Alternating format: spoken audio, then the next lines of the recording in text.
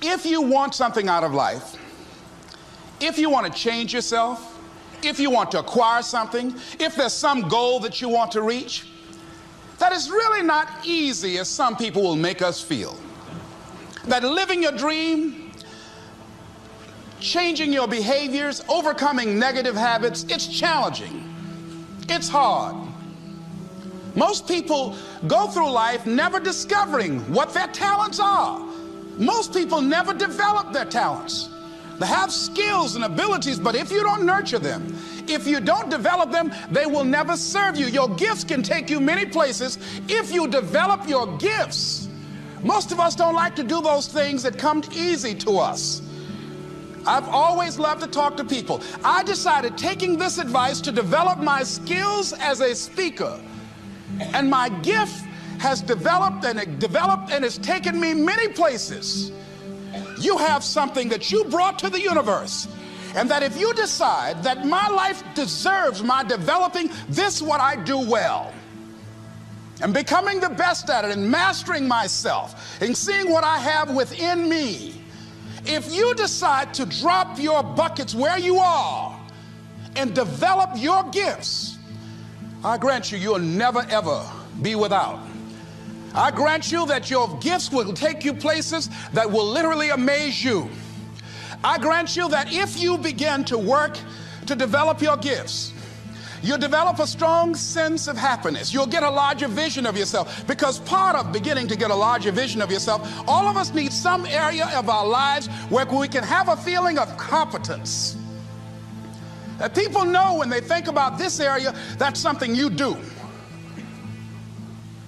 That you eat and sleep that, and that you do that, and people know it, and you know it, and you know that you know this. If you don't know anything else, you know this. Can you tell I know what I'm doing? Oh, hell no. You know this. So you've got to work on it. When other folk are having a good time, you've got to have the strength of character to concentrate, to read, to digest information. If you decide in any particular area that you're concerned about to make a conscious, deliberate, determined effort to read one book a month in that area, in 5 years you'll be among the top 5% experts in the world. I read a minimum of 2 books a week. The average American reads only 1 book a year. If you decide that area that you love, that you are going to master that particular area, in this era of accelerated change, overwhelming complexity, and tremendous competition, as you begin to develop and expand your skills and your talents and your vision of yourself, you will always be in control of your destiny. The next thing is, whatever it is that you want to do, you want to do it massively. I have a friend who was telling me that his sales were down. I said, well, how many phone calls you make a day? He said, 25. I said, double them. Make 50 or 75 or 100. He said, oh man, that's just too much. What do you mean too much? You behind on your bills? You're talking about too much? You know one way to get back on your feet real quick is to miss 2 car payments? You talking about you're tired? There's no competition out here.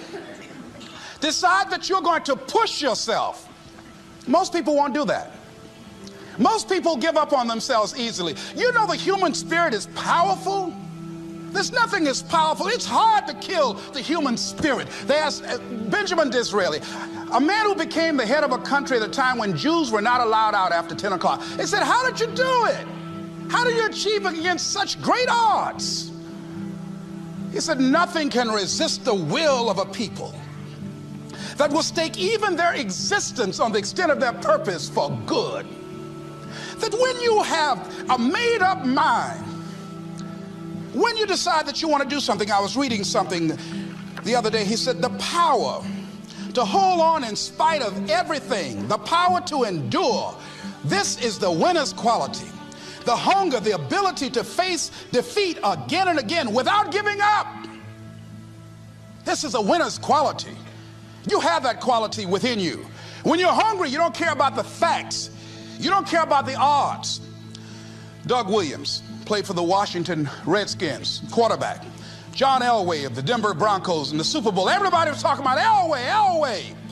After the Super Bowl, when Doug Williams made a historic passing game, they asked him, said, how were you able, in spite of all of the negative publicity saying that you couldn't win, how did you do it? He said, I ignored my critics. I just didn't pay any attention to them. I ignored myself because they kept on saying it so much. There were times I doubted whether or not I can do what I needed to do. There's a Doug Williams in everybody here. There's greatness in you. And you've got to learn how to tune out the critics outside and the critic inside. And since I'm going to do this, I'm going to harness my will. And I'm not going to let anything stop me. I deserve this. I'm going to do it until. And this friend, I told him, said, start increasing your calls. I said, I make 100 calls a day. I got a callus in my ear. My ear's kind of dark. You can't see it, but it's there.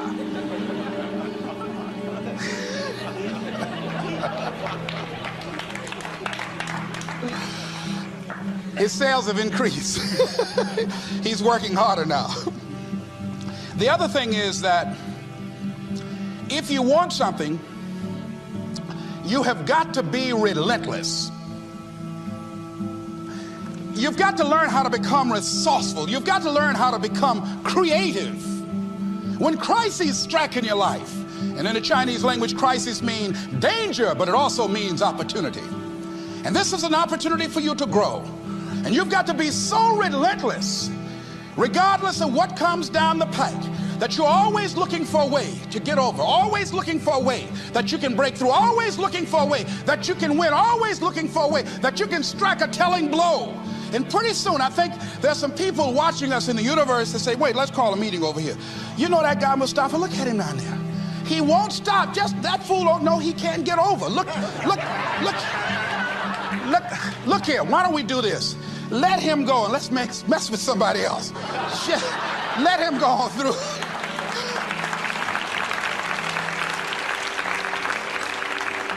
Life will just get tired of whipping you sometimes. And just say, let's just let this one go. I believe this. Now, no one has told me this, but I just kept on kicking. I didn't have sense enough to stop. I was intelligently ignorant. I didn't know what I couldn't do. So I just tried anything. And the fascinating thing about life, because you can't get out of it alive, you might as well have a good time, you know? You might as well have a good time. Live your life with passion, with some drive. I was giving a seminar the other day, and I mentioned that I was going to do some training in August with some young teenagers and take about 100 away to a 2 or 3 day camp and wipe them out. Been working on this. So after the speech, one of the parents walked up to me and said, Mr. Brown, I'd like for you to do something for my son. He's not motivated.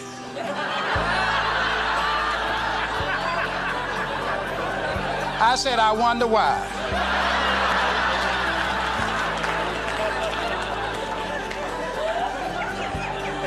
I wonder what's wrong with him.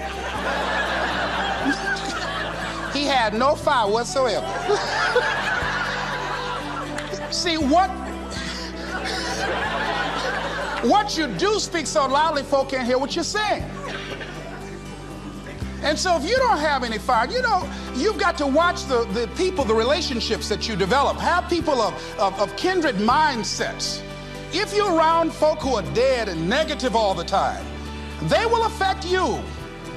You want people that are around you that have smiles on their faces, looking good. I was telling a group last week, Abraham Lincoln refused to hire a guy because of his face. They said, but the guy can't help it. He said, anybody over 30 is responsible for their face. If you have some depressing face looking at you every day, it affects your blood pressure. keep these dead faces away from you. It's contagious. This is serious. So you've got to watch your countenance, watch your face, have an uplifted expression, watch your body posture. All of these things affect you psychically. You got to be the kind of person that you are fearless. Fearless. Folk leave fearless people alone. There's some people walk through a neighborhood and every dog in the neighborhood would bark at them.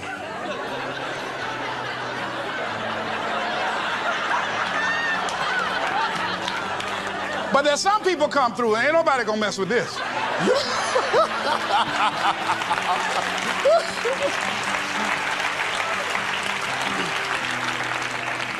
You are unstoppable. And because you are unstoppable, because you've got power that you haven't even begun to use yet, you owe it to yourself to release your brakes. How many of you have the experience of pulling out of your driveway and you mashed on the accelerator and the car was just going, and couldn't move, and you mashed harder and it couldn't move, and then you discovered you had your emergency brakes on, and then you release those emergency brakes and it goes, choo. Have you ever had that experience before? Most of us go through life with our brakes on, holding back, not giving all that we have, not sharing all of ourselves. Most of us go to our graves still holding on rather than releasing it. What are some of those things that keep us from releasing it? Because of past experiences, past defeats, past pain. We look back, well, it didn't work out then. It probably won't work out now. Many people get confused their performances with who they are. I was reading Pat Riley, the coach of the Los Angeles Lakers.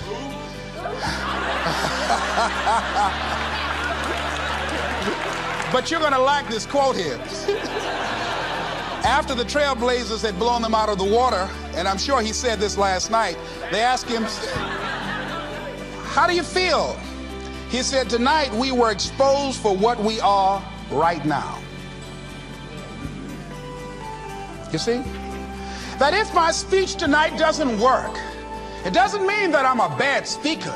It means that what I did didn't work tonight. And I've got to separate what I do from who I am. And I've got another shot. See, the last chapter to your life has not been written yet, and it doesn't matter about what happened yesterday. It doesn't matter about the things that you've done that you feel guilty about. If you wouldn't do it today, you're convicting an innocent person.